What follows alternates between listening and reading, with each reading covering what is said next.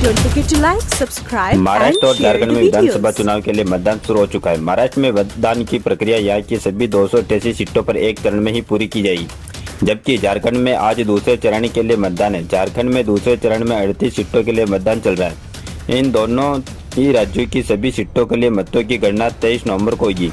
ये दोनों ही राज्य राजनीतिक तौर से ऐसे हैं जहाँ की जनता बहुमत में किसी एक दल की ओर झुकाव नहीं रखती है। यही वजह है कि झारखंड में जहां इंडिया अलायंस का मुकाबला एनडीए गठबंधन से है, तो वही महाराष्ट्र में महाविकास आघाड़ा महामुकाबला महायुति के साथ है।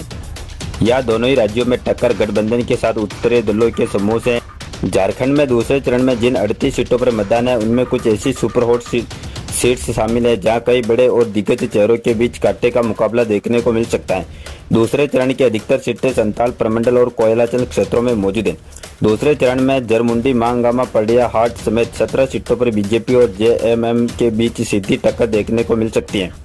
इस चरण में राज्य के मौजूद मुख्यमंत्री हेमंत सोरेन, पूर्व मुख्यमंत्री बाबूलाल मरांडी, पूर्व deputy CM Sundesh Mahto, speaker Rabindranath Mahto, वर्तमान मंत्री इरफान अंसारी, बेबी देवी हफीजुल हसन और दीपिका पांडे सिंह की प्रतिष्ठा पर लगी हुई है। वही अगर महाराष्ट्र की बात करें तो 2024 के महाराष्ट्र विधानसभा चुनाव में ऐसी पहली दफा होने जा रही है जब राज्य की कुल 6 बड़ी पार्टियां एक साथ चुनाव मैदान में ताल ठुका रही है। तो राष्ट्रीय स्तर की पार्टियां बीजेपी और कांग्रेस के अलावा अब की बार 2 हिस्सों में बट चुकी है। शिवसेना और 2 हिस्सों में विभाजित हुई है। एनपीपी मुकाबले में है। इन 6 दलों के अलावा कुछ चुनावी मैदान में कुल 158 दल भी बतौर चैलेंजर मुकाबले में उतरे हुए हैं। कुल 288 सीटों वाली महाराष्ट्र की विधानसभा चुनाव में बीजेपी ने 152 जबकि कांग्रेस ने 102 उम्मीदवार लॉन्च किए।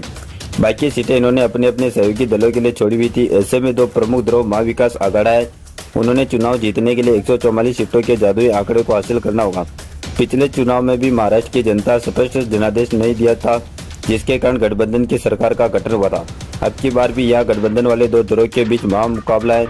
ऐसे में रोमांच इस बात को लेकर है कि अब की बार महाविकास आघाड़ा कितने आगे निकल पाएगी या फिर प्रदेश की जनता महायुति को ही वापस सत्ता में लौटाएगी।